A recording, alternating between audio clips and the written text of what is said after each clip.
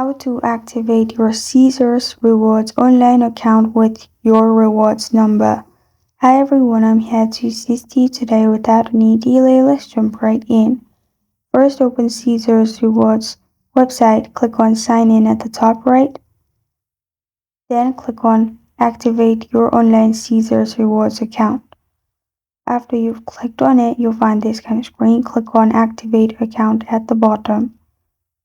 After you've clicked on activate account at the bottom, it will lead you to this page. To activate your account, add your date of birth, month, day, and year. After you've done that, you can add your postal code and then your Caesars rewards.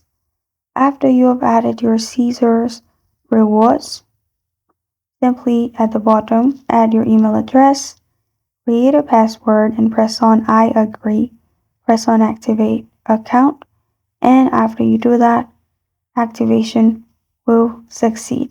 And this is how to activate your Caesars Rewards online account with your rewards number. Thank you for joining me today. If this video helps you out, please leave a like and subscribe for more. Got a question or want to suggest a topic? Comment below. Thank you for watching.